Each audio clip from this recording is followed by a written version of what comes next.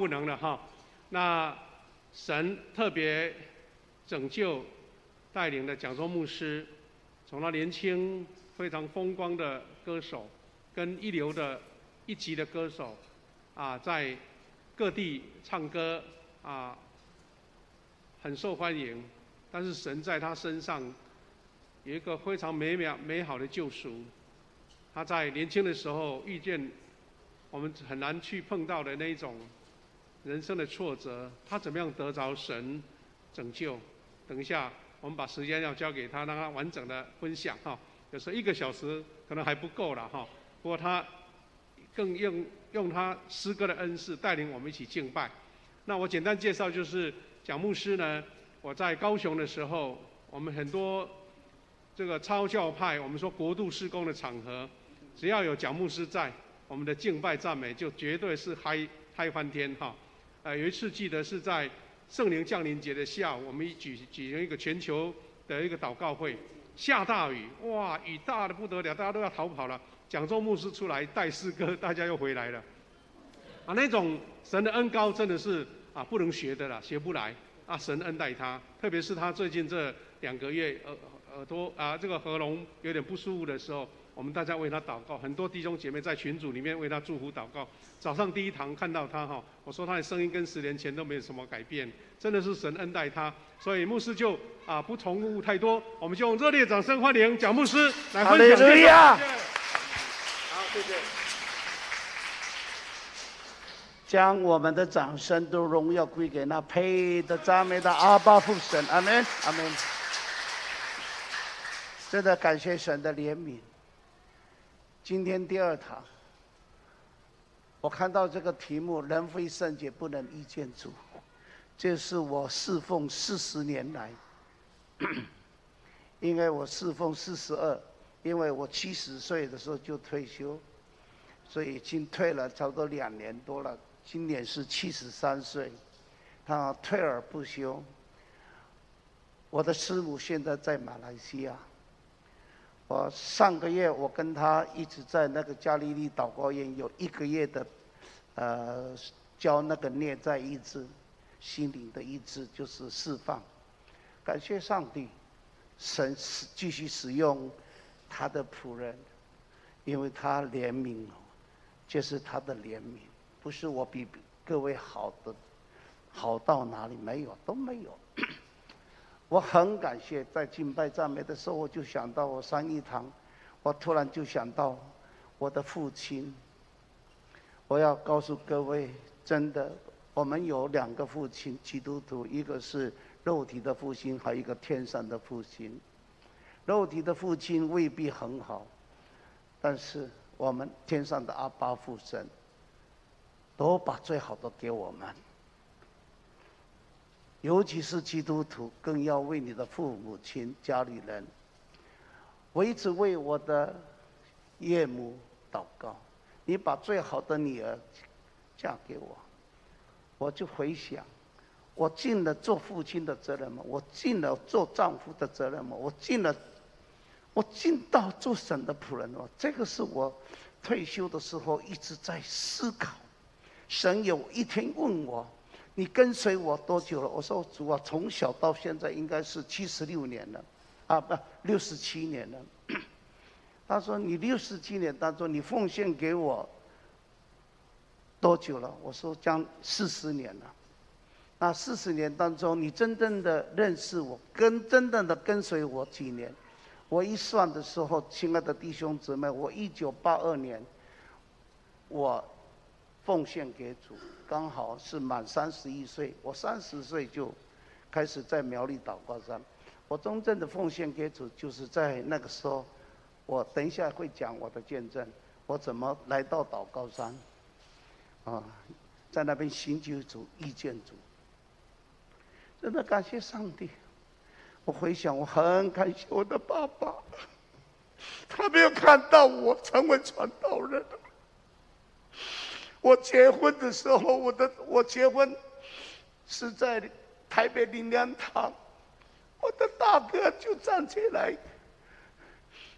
我看见我的弟弟成为全职的但是我的爸爸没有看见到他。我哥哥在我结婚的时候代表我讲家说那一句话：如果我爸爸看得见他的儿子，他多高兴啊！但是他在天父那边，他已经看见了。我25岁，爸爸问我：“你不要再唱歌了，你很会唱。你哥哥是正统的神学院毕业，台神毕业的。他讲到我对圣灵充满，我一并赶鬼，叫世人复活。这是我说真实话，我亲眼看见我爸爸。我在12岁的时候就看见神迹奇事在我的爸爸身上，但是我偏偏成为一个浪子，丑陋的男人。真的，我爸爸留给我那个，他躺在病床上，他知道他的日子不多，他67岁。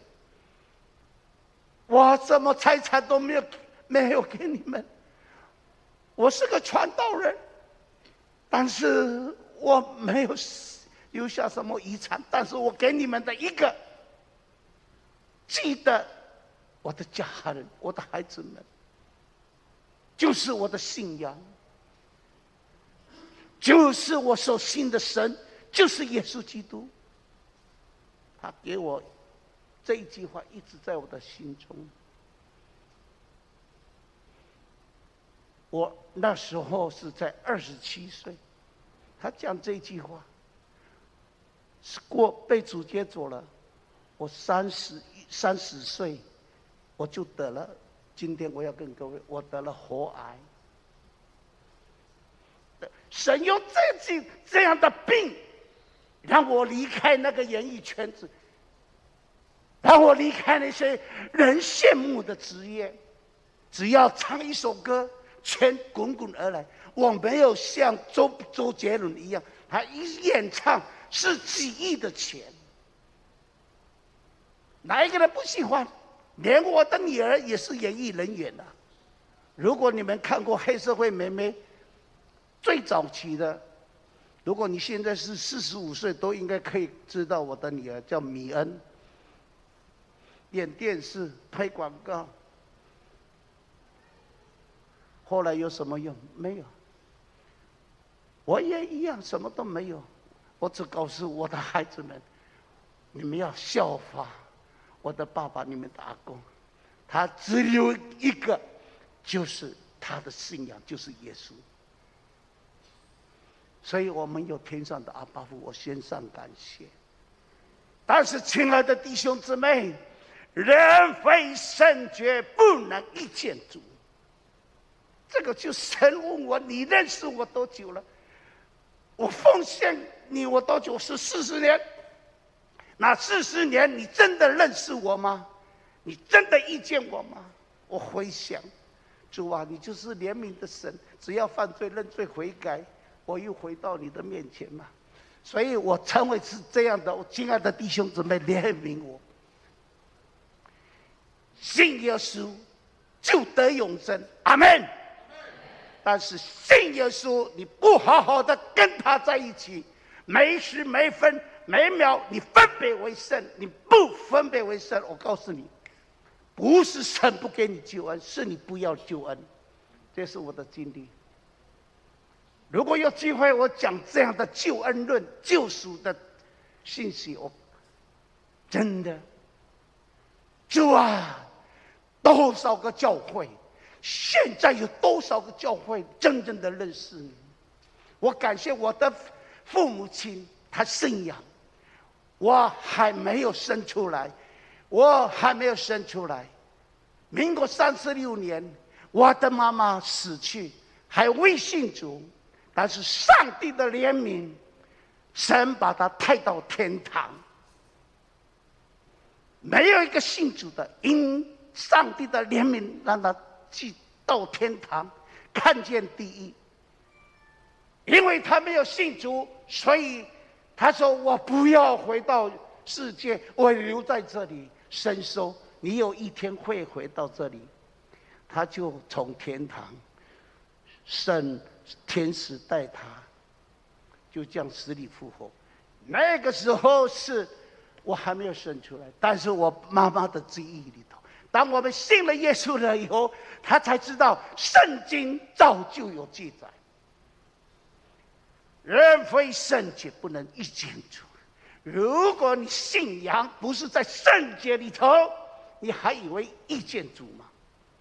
神问我，你遇见我吗？我说主啊，怎么叫做遇见你？你服侍我多久？40年了，我70岁了，我退休了。好，你跟着我几年？我算一算，算起来没有39年。你39年在这做什么？我很真实的告诉各位，我在一堂我没有讲，亲爱的弟兄姊妹，2005年建立教会，我刚好是还不到55啊，应该55岁建立这个教会，是自力更生、自起自立自养，没有什么人帮助我们，在高雄市。但是我心软弱，你相信不相信？一个很会讲圣洁的人，很会讲救恩的人，做什么事情吗？我得罪神，我可以在台上是个圣洁的人，一回到台下，不到5个小时，我又回到世界，没有人知道。这个苦在我的心中非常的苦。我知道要买一栋房子，建立一个教会，你没有1000万，你没有私底下200-300万的一倍金，你怎么买房子？但是我在那个时候跟我的师母就买了一栋房子，在高雄市，正好，我感在感谢兄弟，哎呦，政府有这么好的一个是什么叫做公开可以买威力彩，威力彩是赌博，可是亲爱的，什么叫做赌博？如果你买这些威力彩，没有周济穷人，不做善事，就是赌博。因为我们买了中不到，政府就把这个决议的审做什么？上市。哎呀，主啊，我可以买吧？我从那个时候2005年买到2016年，10年。没有人知道，我可以在台上哈利路亚 ，Holy Holy， 感谢主，阿罗主。到了下午就买维乐透，礼拜1买什么？礼拜3为什么？礼拜4买什么？礼拜5都买什么？我跟你讲，我中毒了。举先开始50块钱，1个月50块，下个月100块。再下个月150，明年买1000块，过了2个月就买2000块。有一次我看到那个威力彩，哇，16亿，主啊，我中到的话，9%给你，1/10你给我。我的祷告啊，上帝，你给我1亿就好了，剩下的，而不是剩下那是你的。我做什么想要做？我要买教会。我要把这个教会买下来，好不好？很好。我要帮助那些贫穷的人，很多的流浪汉到我的教会来。主啊，我帮助他们。你等一下，我买乐透彩一定让我中奖。这是我的想法。你知道，一个牧师是这样的，谁知道？没有人知道。但是我很痛苦，我一直活在他的怜悯的恩典下。扶持我到如今，不是我警告啊！我不是很厉害的，不是我没有，是神的怜悯。一直到2016年，我动了手术，我动了心脏，我挂了，我心脏病啊，在一点剩下1个小时，应该我不知道回天家还是下地狱，我不知道，因为我还在玩乐透彩啊，贪婪啊。亲爱的弟兄姊妹，你以为这个罪会让你遇见神吗？真的，我讲这些的时候，主啊，你爱我到如今，我感谢你。我能够今天还讲这些，主啊，我要一抛，我要解剖，自由敞开。我告诉弟兄姊妹，我是肮脏的一个，一个罪人，因为你的怜悯，我被圣灵充满，我看异象，我做异梦，我到了苗栗祷告山，在那禁食祷告1个礼拜、2个礼拜、21天、30天、40天，每1个月的3天，最后我还是被魔鬼牵着走。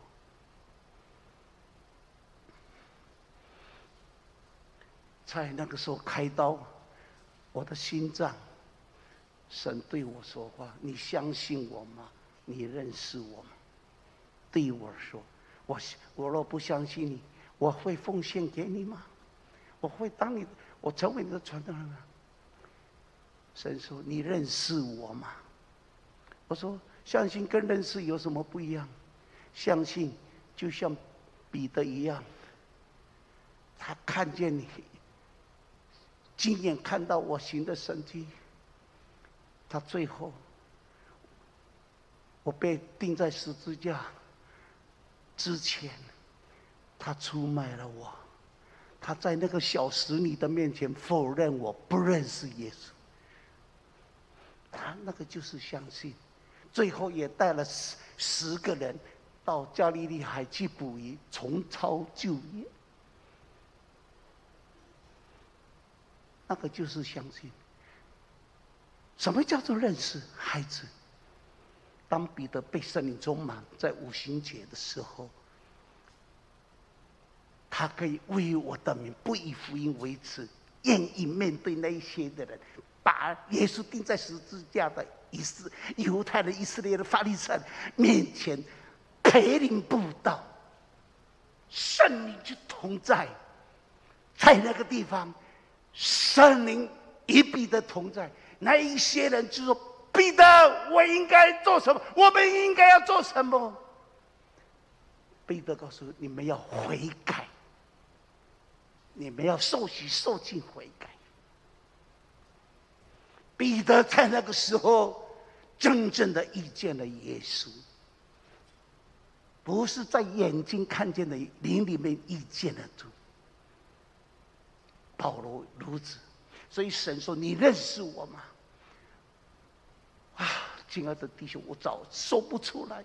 神说：“你躺在手术台上，听到医生嘀嘀咕咕咕咕嘀嘀，本来是40分钟不到1个小时的手术就要好了，一拖到了快要一个支架要搭了，要等掉快要2个小时。”他说：“这个。”他的心脏的那个血管通不了，里面的什么血脂肪太多，这样抽来抽去，抽来抽去，我听到他们在聊天。我说：“主啊！”我才知道我病得很重。神问我：“你相信跟认识？”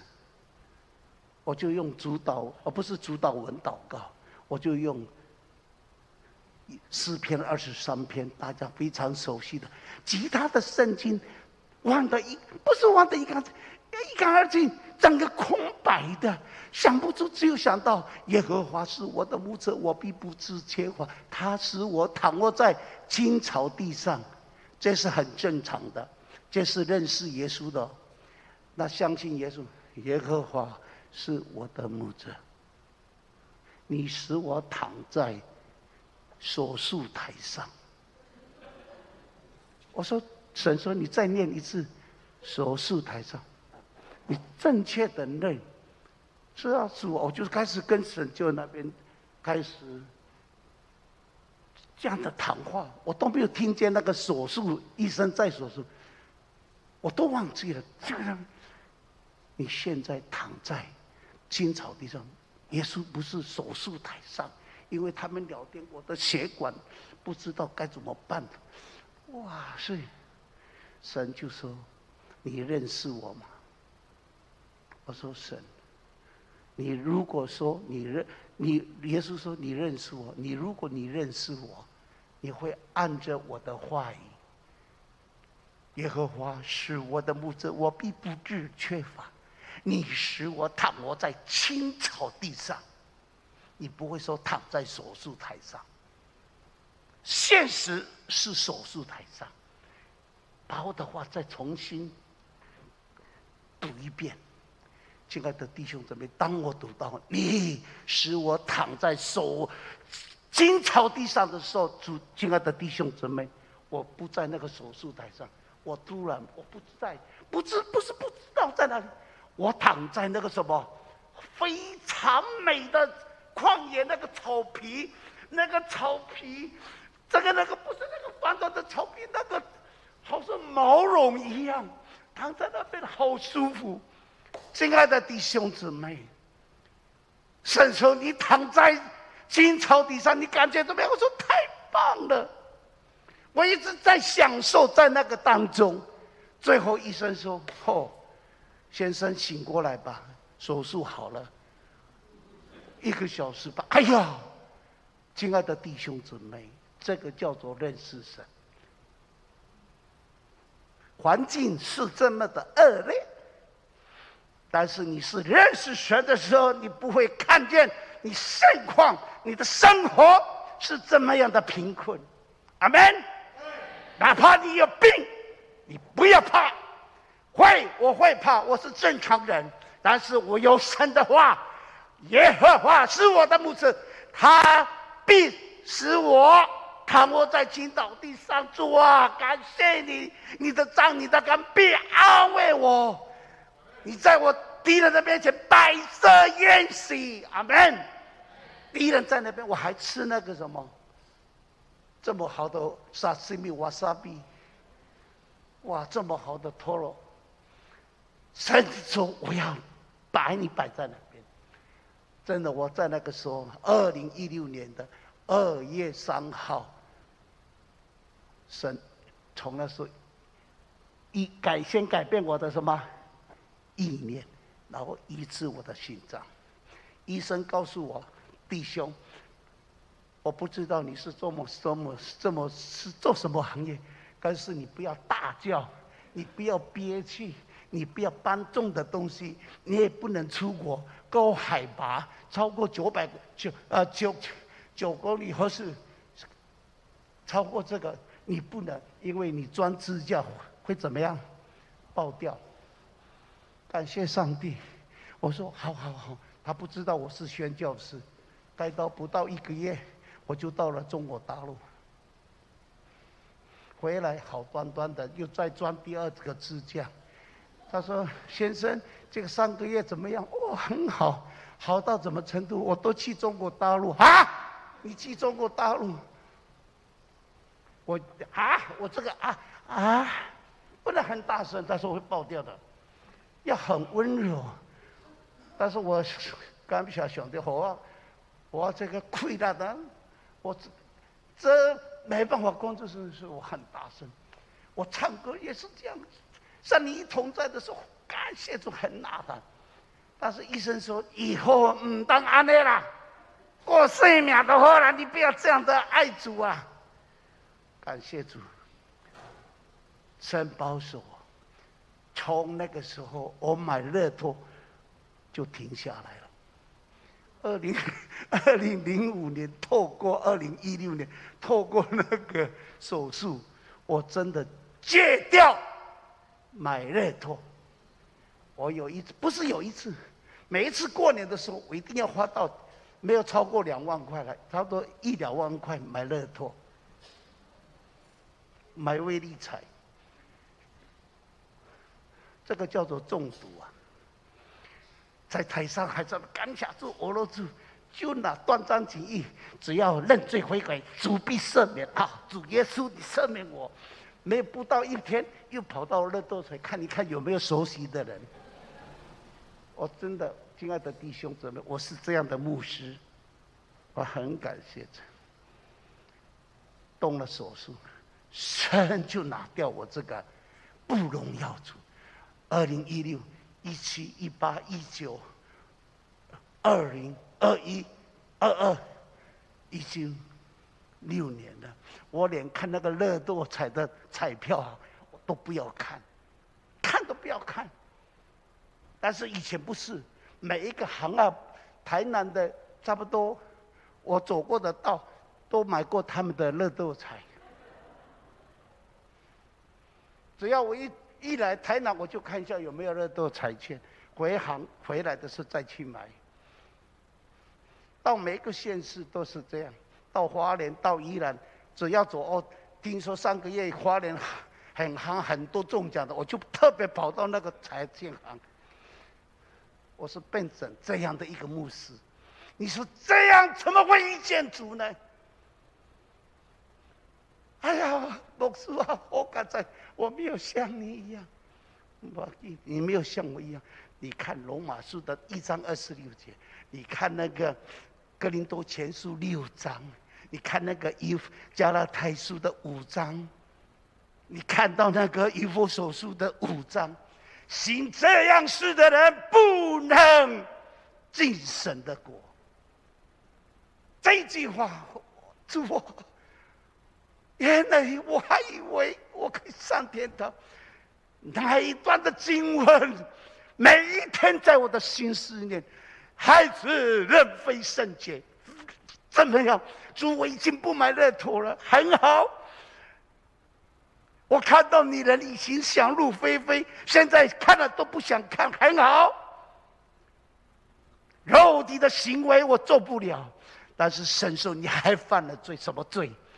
他说：“孩子，你杀人还是杀人以后才心思想要杀人？我先想才杀，对行为的罪你都没有了，几乎9%。我提出来做好，到底我现在我告诉个。”到底我有没有犯罪？想不出来。以前，从2016年前一祷告之后，哇，好多罪啊！每天认罪。当我认识了人非圣洁不能遇见主的时候，这一段的经文，主啊，怎么样过圣洁？就是每一天来到我的宝座前，来到我的宝座前，你才遇见我。透过你的读经祷告，你每一天看见我。是的，主，我没看，怎么看见？我每一天读你的话语，黑子，皮肤是黑的还是白的？我说主啊，我看到的圣经是黑字白字。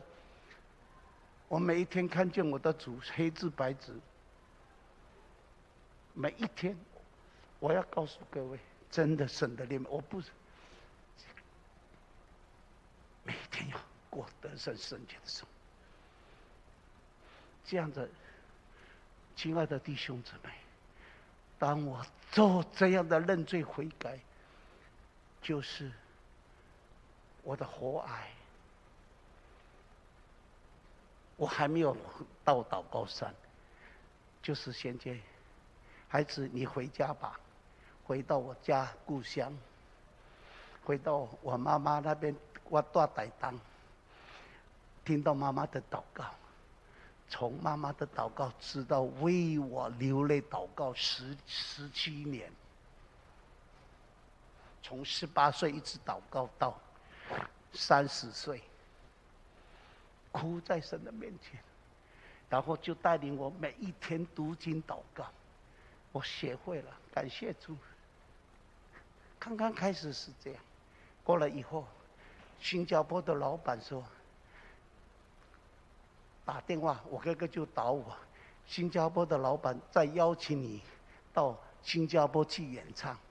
我说我的喉咙只能讲话，不能唱歌，怎么办？哎呀，回台北到台大肿瘤科台大医院去验一下，开刀是良性瘤，还可以保养2、3个月，也许就好了，也许就好了。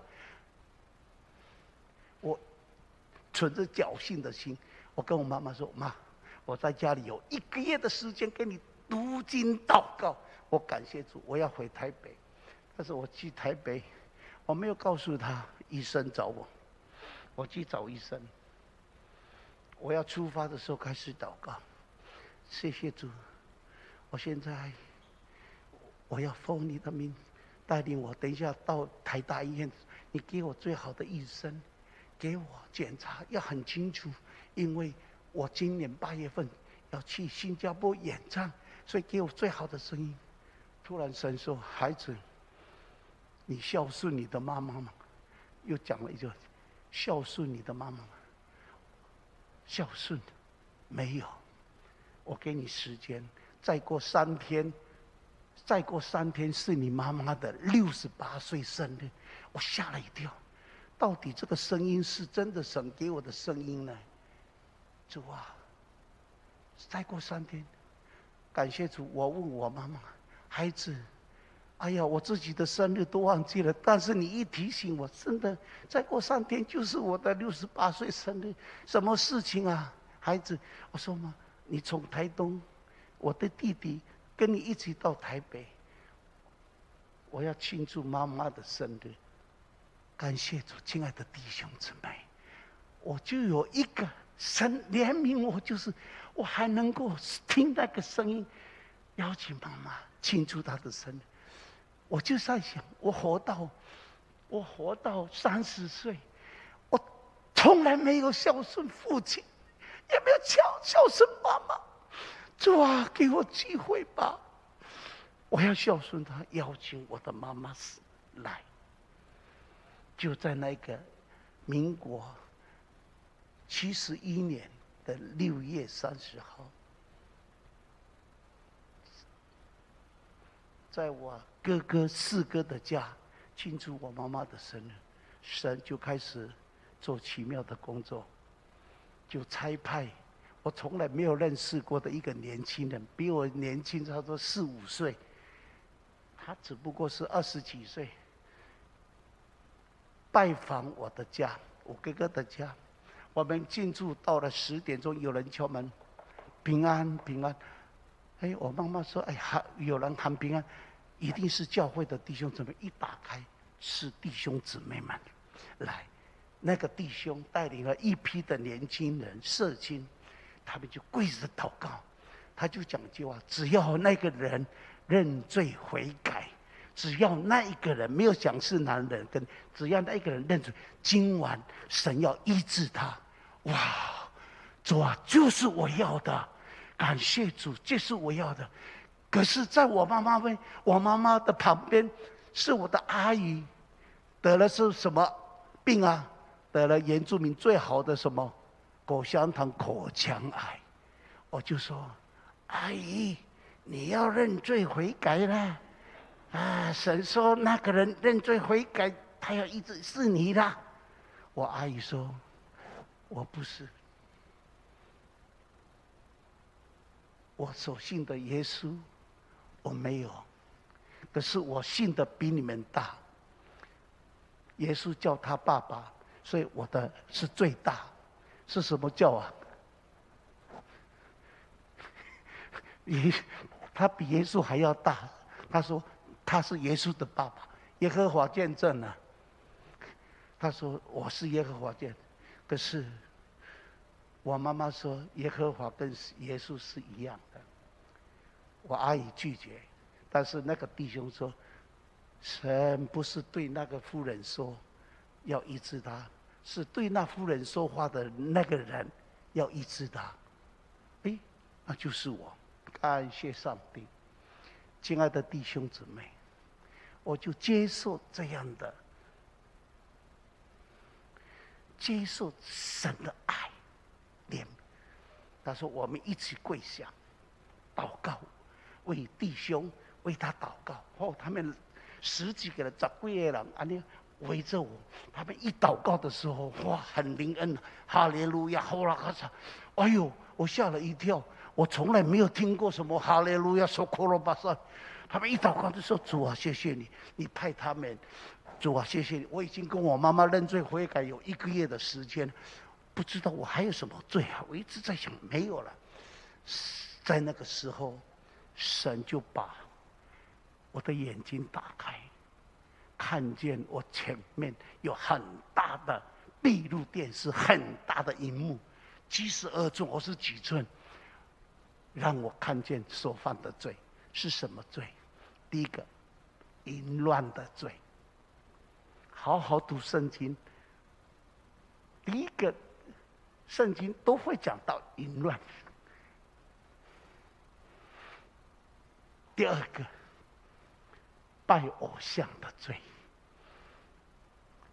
玩碟仙、算命、挂那个佛教啊，泰国的那个和尚的佛像、金链子。我又拜四面佛，是这样的一个糊里糊涂的基督徒拜我。第三个，杀人的罪。我说主，我从来没有杀人，你没有杀人，你看吧。我又看见放电影给我看见，就有一个小孩，爸爸，哎呦，我还没有结婚，怎么会有一个婴儿叫我爸爸？又来了一个婴儿，爸爸，又来了一个婴儿，爸爸，又来一个婴儿，爸爸。主啊，我不敢看，我就哭，一面哭。主啊，我真的杀人吗？是的，你怎么杀人？我带我的同期的女朋友，顶着肚子3个月去堕胎。是你那个女孩子杀人吗？不是，是我堕胎要认罪悔。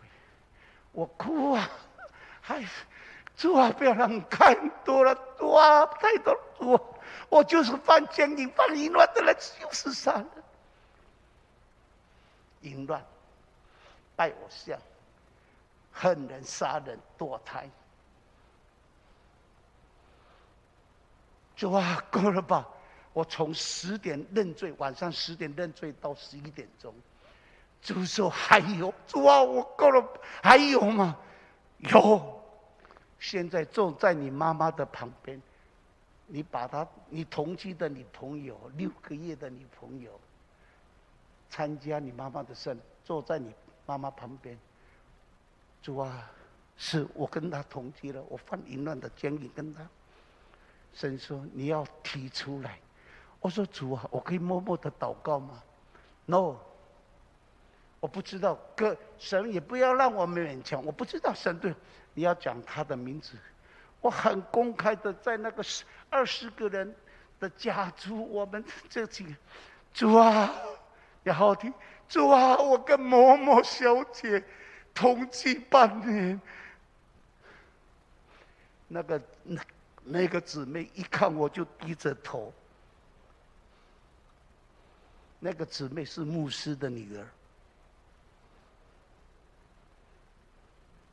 从那个时候再也没跟我联络。她的爸爸，哎呀，蒋牧师，你都当牧师了，我的女儿有没有联络你？我联络她也不会接，她恨我入骨啊。但是我为这些人，我要告诉各位，我开始犯这样的罪，淫乱的罪，是从我懂事，我每一天在主的面前认罪悔改，这是我的功课。直到2016年，直到2017年，我再怎么想不出来。为止，主，谢谢你。批评我、谩骂我、恨我的人，我一个一个饶恕。神说：“你若不饶恕人，天上的天父不会饶恕你。”这一句话，圣经，我都没有饶恕他们，是他们勾引我。No， 神的道何等的重要，因为神的道使我过得圣洁的生活。圣经讲的，圣经说什么我就要做到。神说：“现在你认了这些罪，到现在如今，我认了那个买威力彩的罪，威力彩的那个，我向我的弟兄跪着，他们为你们的牧师祷告。17年来，我犯了赌博，我犯了贪婪，我买了多财，赦免我弟兄姊妹。”为你们的牧师，我跪在我的弟兄姊妹啊！我们的牧师是这样，可是弟兄姊妹听到的时候，跪着为我祷告。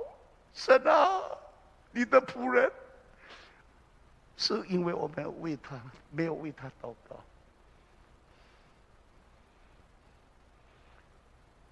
谢主。哪一个人不软弱？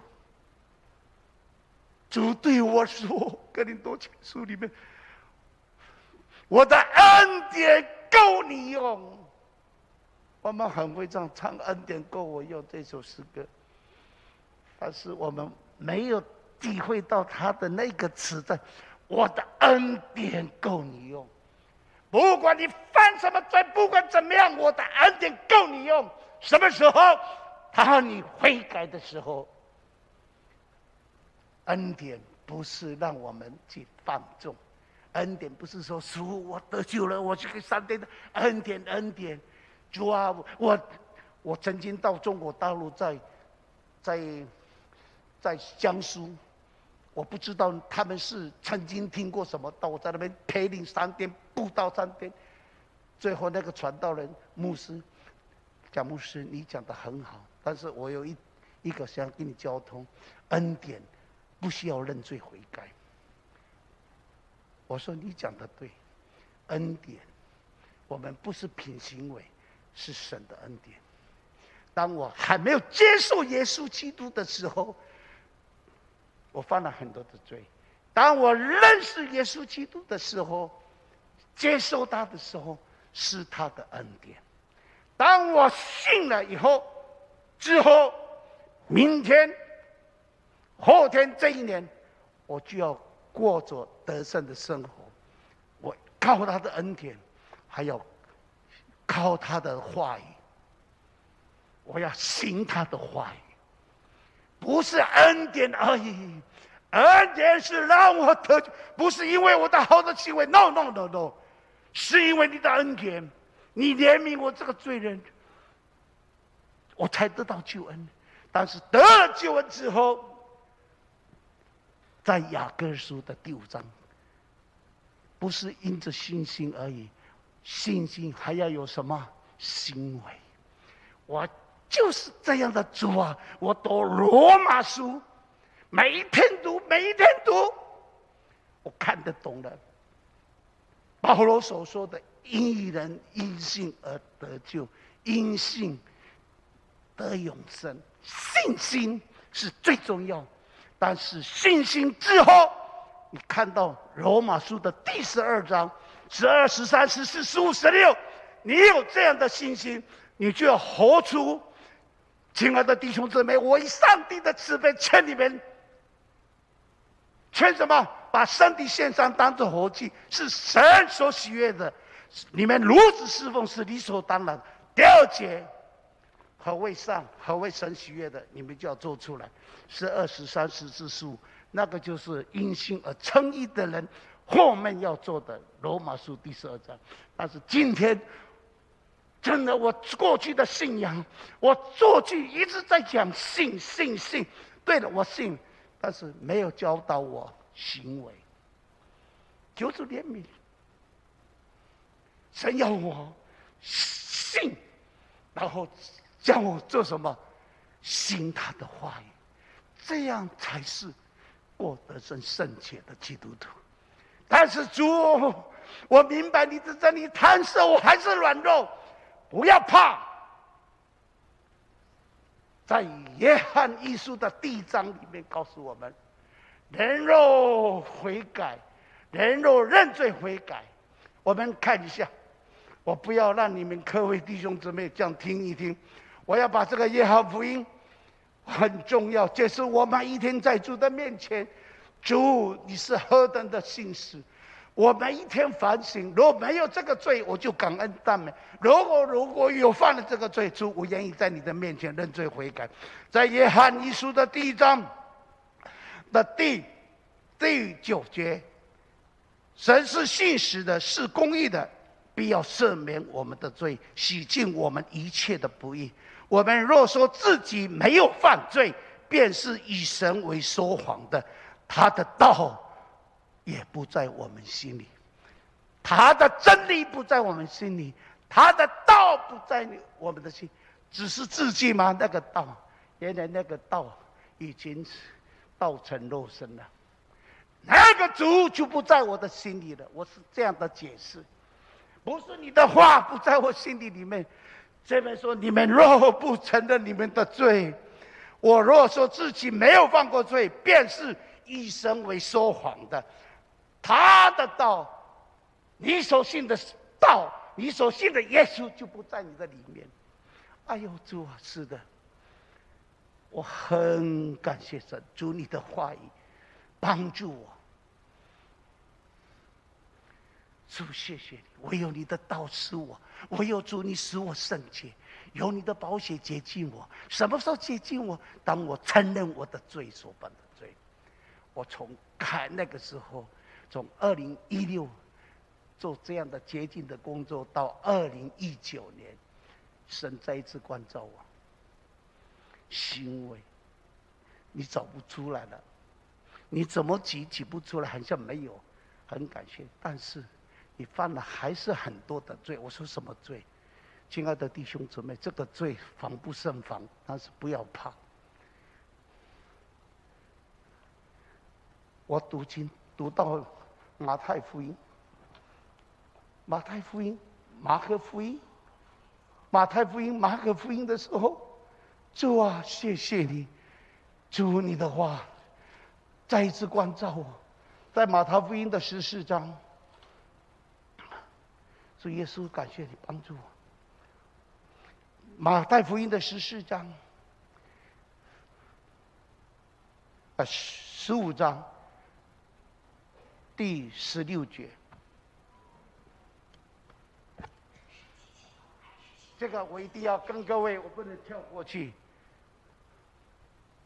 我自己讲，我行为的犯罪几乎99%很难。以前过去每一次一祷告不要几秒钟就可以要很多，现在我要祷告，到底有没有行为的犯罪，几乎很难，是因为我看中这一段话，就是马太福音的第15章，心里的污秽。好，我们用很快一起来读第15章的16节，第10节，耶稣就叫了众人来，对他们说：你们要听，也要明白，入口的不能误会人，出口的来误会人。当时门徒进前来对他说：法利赛人听见这话不服，你知道吗？耶稣回答说：凡栽种的物，若不是我天父栽种的，必要拔出来，任凭他们拔。他们是瞎眼领路的，若是瞎了领瞎子，两个人都要掉在坑里。彼得就对耶稣说：请你将这个比喻讲给我们听。耶稣说：你们到如今还不明白吗？岂不知凡入口的是印到如今入口的印到肚子里，又漏在茅厕里，唯独出口的是从心里发出来，这才污秽人。因为从心里发出来的有恶念、凶杀、奸淫、勾合、偷盗、妄证、谤毒，这都是污秽人。只以不许守的，却不会污秽人。好，到马可福音、到路加福音的解释，又在讲，告诉我们行这样事的人，到底我们犯什么罪？所以我一直在祷告，每一次读经，我再翻开哥林多前书。刚刚我所提的这个很重要，这是保罗所讲的，不是我讲的哈。保罗所说的哥林多前书的第6章第9节，到底要找什么？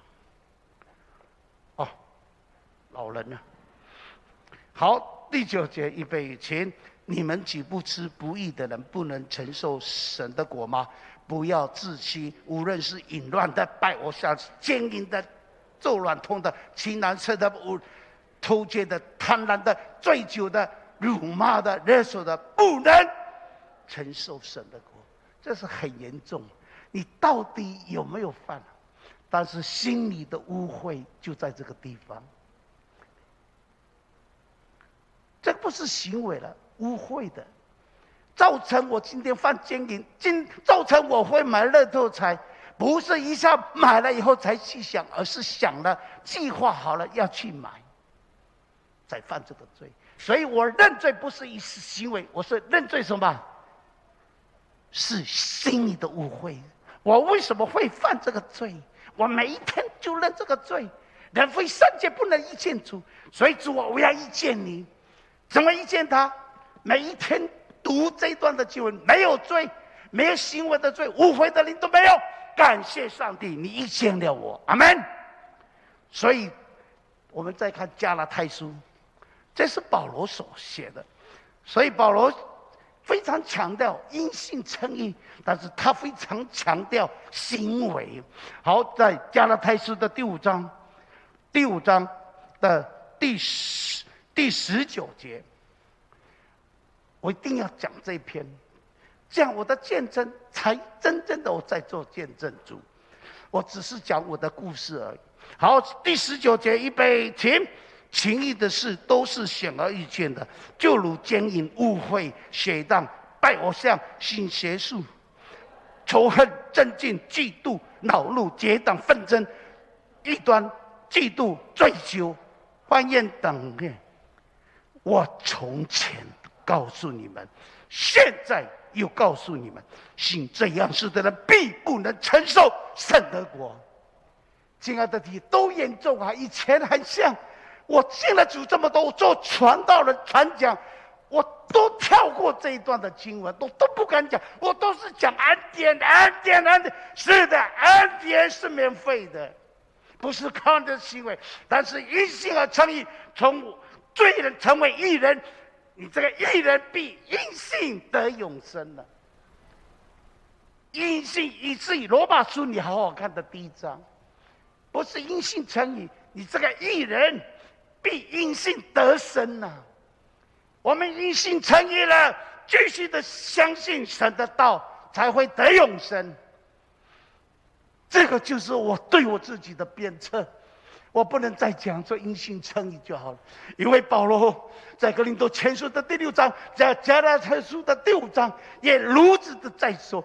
现在我又再一次告诉一些表示说，过去我讲过了，现在我再告诉你们，你们再不听，神的国不在你们里面，你们怎么遇见主？哈利路亚，主啊！神是慈爱的神，这样够吗？还不够。到了以弗所书，也是以弗所书的第5章。亲爱的弟兄姊妹，我每天这样读，主啊，用你的话关照我，唯有你的话使我成圣。第5章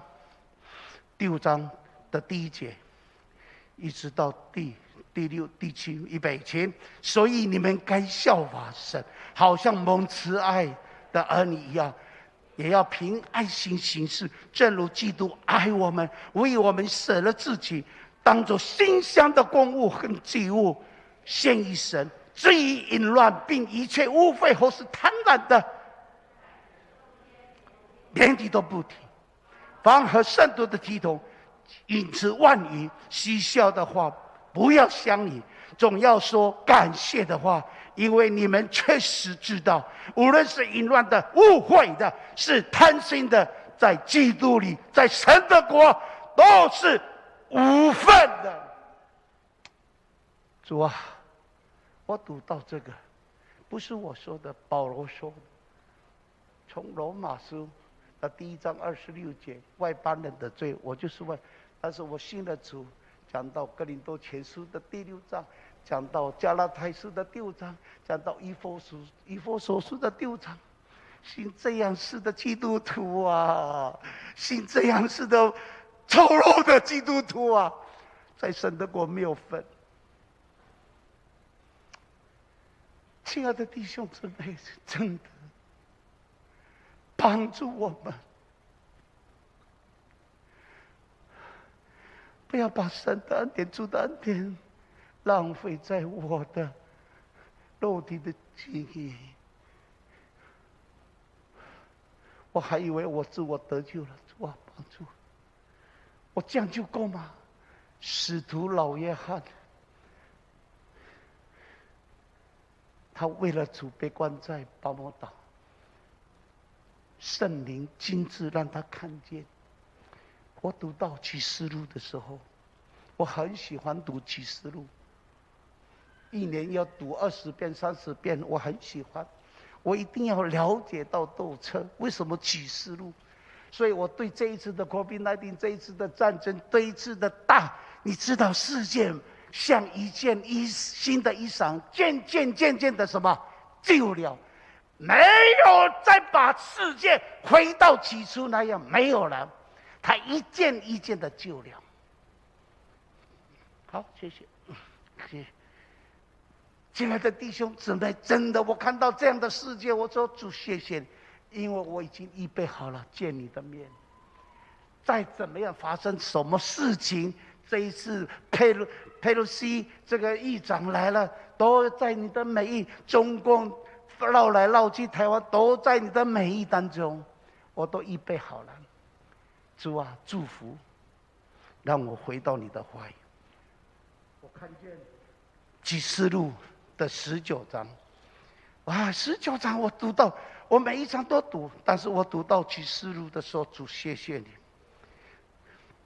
我一定要读到这个。我以为启示录就结束，没有。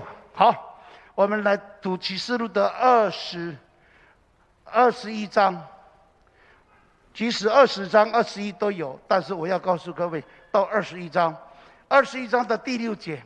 好好的思考一下，神的道很重要，亲爱的弟兄姊妹，神的道使我整身，神的道是我生命的粮食，神的道使我医治释放，神的道使我能够遇见主。所以我每一天都要读经祷告。我鼓励弟兄姊妹，你是生意人，你是家庭主妇，或是你有工作，你拨一个时间来看1个小时，神都很纪念你。好，在启示录的21章的第6节，预备前，他又对我说：“成了，我是阿拉法，我是欧米伽，我是初，我是终，我要将生命泉水白白的赐给那口渴的，得胜的必承受这些为业。我要做他们的神，他要做我的儿子。唯独胆怯的、不信的、可憎的、杀人的、淫乱的、行邪术的、拜偶像的和一切说谎的，他们的份就在流着火黄的火湖里。”这是第2次死。感谢主。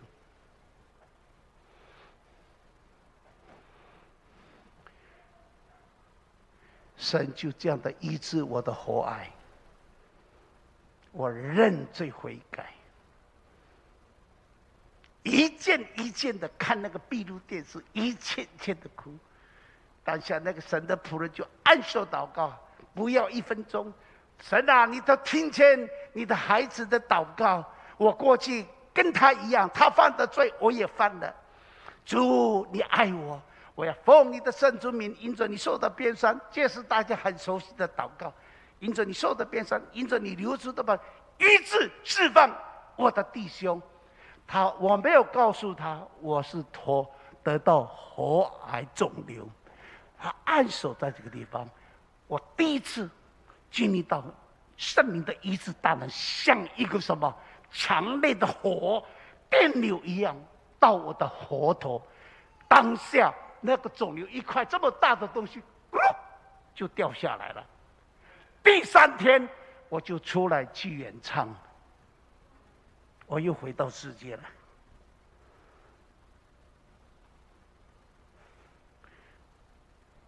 得病得1次了，我里面没有得1次，我又在犯罪，所以从那个时候，我渴慕，我要遇见主，就有人介绍我到苗栗祷告院。在那边，你有手机吗？手机你可以1982年的8月9号礼拜一，你看1982年的8月9号里，是我遇见主的时候，我到了苗栗祷告，在那边禁食祷告1个礼拜，做什么？认罪悔改。就是认我过去已经认了，我的病得医治是认罪悔改，神怜悯医治，我还在认有没有罪？我在那边第5天我就被圣灵充满，哈利路亚！哇，被圣灵充满，我以为我不得了了，我又下山，到了下山我就跟一人团契，跟那个孙叶告诉他，哇，圣灵充满，你们也知道神医治了我的癌症。哎呦，弟兄，你尽是祷告哦！他们很羡慕我。不到第10天，我差不多又回到世界了。不是行为，意念胜不过。我看见美女，哎呀，不要看，不要看。第2次再看，还是在看，淫乱的罪，所以胜不过。主啊，不行啊！我又再到苗栗祷告山。1982年的9月份，是苗栗祷告山的第一届。那个时候有哈利路亚妈妈、哈利路亚我爸丈赵永基的岳母当讲员。我那是禁食15天，我到了禁食，每一天都被圣灵充满，都不一样。我不要告诉你是怎么样圣灵充满，真的很奇妙。我鼓励弟兄饥渴慕义吧，渴慕圣灵吧。但是圣灵在你的身上怎么做，我不晓得，我就被圣灵充满。到了第15天，主啊，第15天，我要放弃我的工作，我一辈子奉献给你。神就把一本圣经打开，让我看到《申命记》的28章1到14节，《申命记》28 1到14节，最后一节，我要让你作所不作为，居上不居下。你留意听从，谨守遵行我的道，这以下的福必追随你。哇！我早上4点钟起来祷告，我就被圣灵充满。那个圣灵充满了，真的，亲爱的弟兄姊妹，我才知道什么叫做被钉在十字架，不是意象的钉在十字架，亲身经历，我被钉在十字架上。完了以后，我就被圣灵充满，从我的腹中有一个大的火球，好像滚到我的这个的脖子，我的舌头，我就吓了一跳。我说不是被邪灵充满，怎么会舌头乱摆？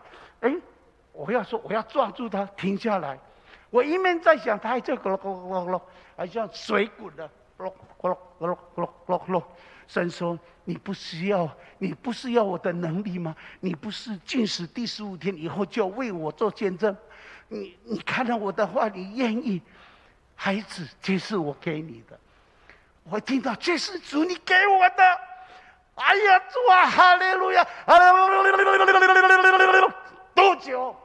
从4点钟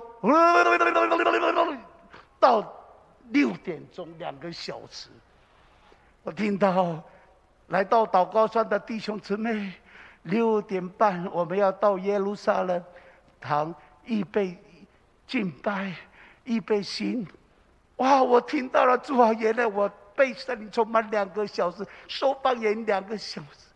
我不知道方言给我是什么，但是回到真理，回到圣经，在格林多前书14章1节到2节，第2节，那说方言的不是对人说，而是对神说，他在你的心里面说出各样的什么奥秘。所以我在求，我说方言，我不求主你给我什么，因为我方言我是对他说的，但是他在我里面要给我什么，那是他的主权。我明白，我不鼓励各位跟我一样，但是你要有心，主啊，我也要。阿们。我是何等的人，我也是丢了教会友。我不是在批评，真的是主啊，圣经有的怎么大家都不来找？圣经有的为什么大家都不要？你都不要，你就是不要圣灵，你都不要，你就很严谨。我这样说很不客气，因为我经历了。我已经预备好了。主，我的祷告告诉各位，我在讲台上，主，我不要在外面有观光到别的国家观光，在那边说有一个人在国外死掉了，原来是台湾人，请你们收拾他的尸体。我不要，主，我会在一面敬拜，一面讲道，一面唱歌，我就这样死了。我也不要告诉你们把我急救，不要，我都跟我的孩子不要急救。若不是神给我还活起来，好的端端，我会害你们来照顾一个植物人，不要，我宁可就像被主接走，不要打119。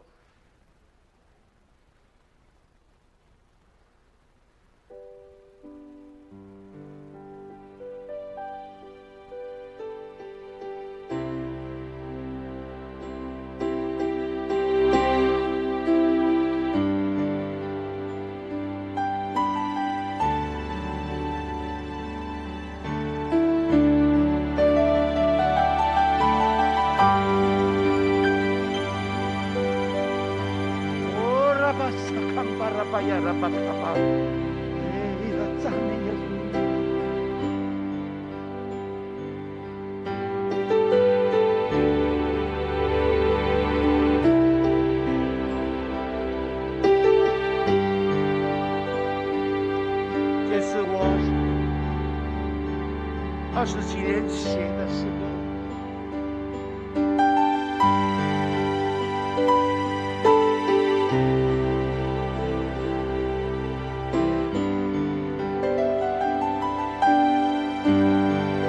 祭司祷告写了这首歌，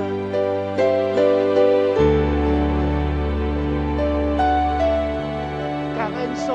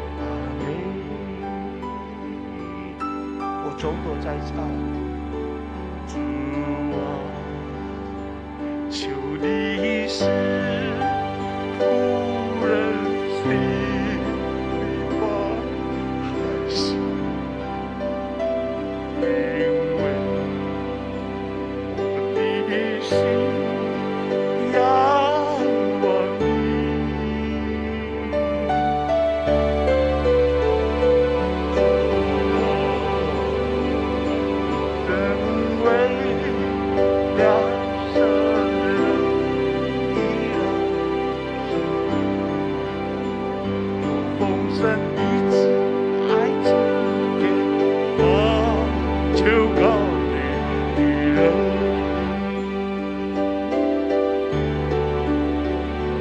主啊，你所造的我必都要来敬拜你。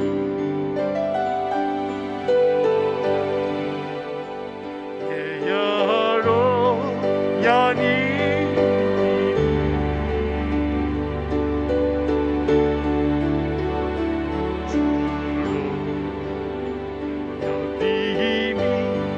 充满全直到永，主的荣耀充满全地。阿门，哈利路亚，哈利路亚，荣耀我救主耶稣。哈利路亚，哈利，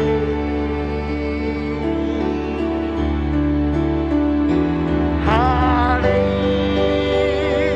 路亚，赞美我救主耶稣，我的口终日要诉说主的公义救恩。我们一起唱哈利路亚，哈利路亚，哈利路亚，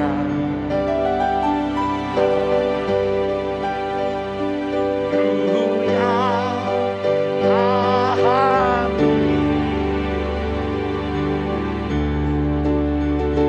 哈利路亚，哈利路亚，哈利路亚，让我们尽心颂扬主名。哈利路亚，哈利路亚，荣耀我救主耶稣。哈利路亚，哈利哈利路亚，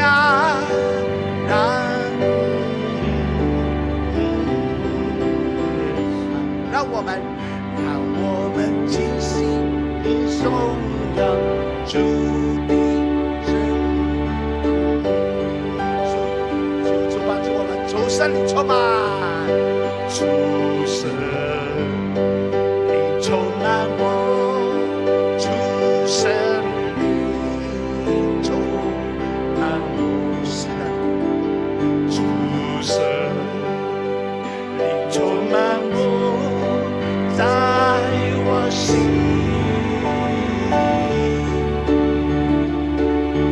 主圣灵充满我，主圣灵充满我，主圣灵充满了我那刚硬的心灵。哈利路亚。哈利路亚，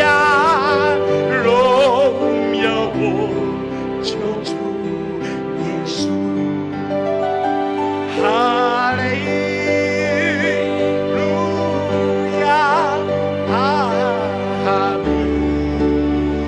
哈利路亚，哈利路亚，赞美我救主耶稣。哈利路亚，让我们尽心颂扬主名。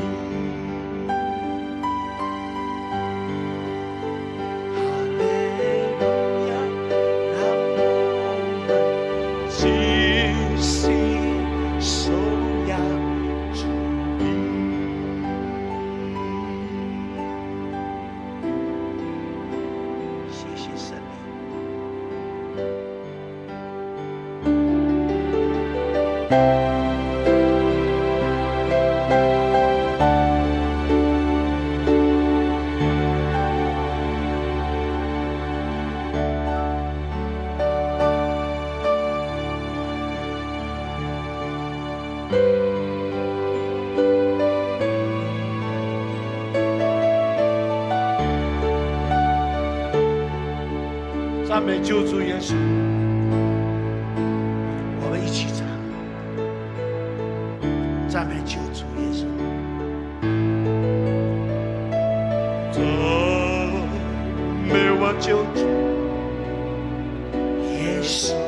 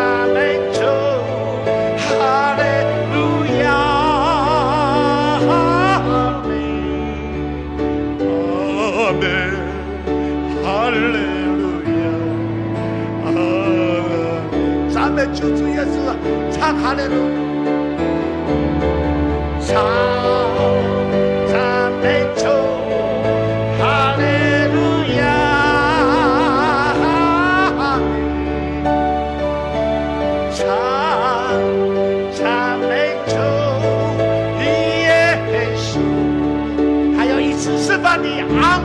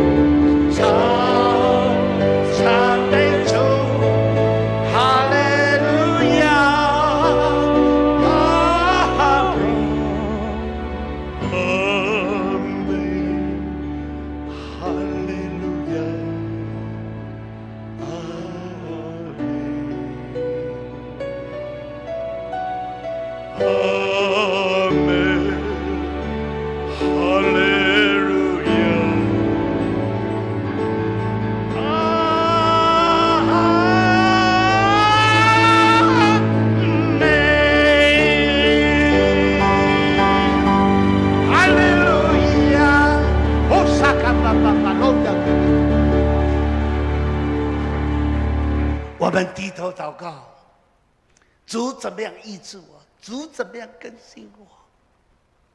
我是一样的平凡的人。今天我很感谢夏牧师、陈牧师邀请我，这个征战非常的大。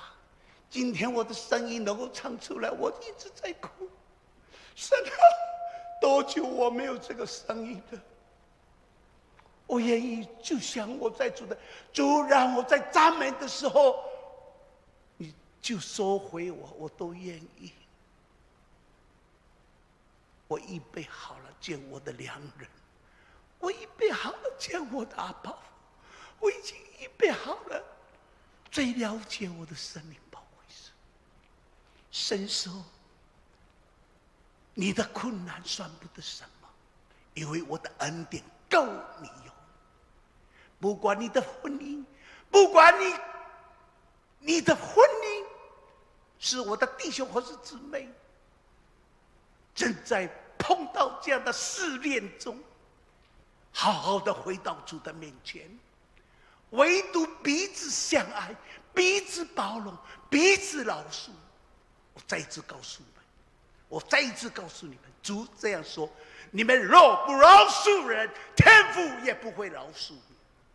饶恕他，不管他已经不在你的身旁，你想到他，或是对你不好，主啊，我有这样的婚姻的一段，我愿意回到你的面前祝福曾经是我的另一半。主，你祝福他，愿你的爱主跟着他。如果是我得罪让我的对方难过，我现在你的面前认罪悔改。主啊，谢谢你，我曾有一段这样的日子，主谢谢你，我愿意回到你的面前认罪悔改。我迫切的认罪悔改。如果有这样的弟兄姊妹，或是正在遇到这样的熬炼，甚至已经不在你的身旁，当你会想到的时候，你就跪着主祝福他。感谢主。神说我要医治有过这样的一段的婚姻，我也要释放，给你刚强壮胆。碰到这样的试炼，主说，若不是我允许许可，魔鬼不会动你一根毫毛。你就说，主谢谢你，因为要我考验我，我谢谢你，不是试探我，你在试炼我。谢谢主，我要靠着大家给我力量，凡事都能。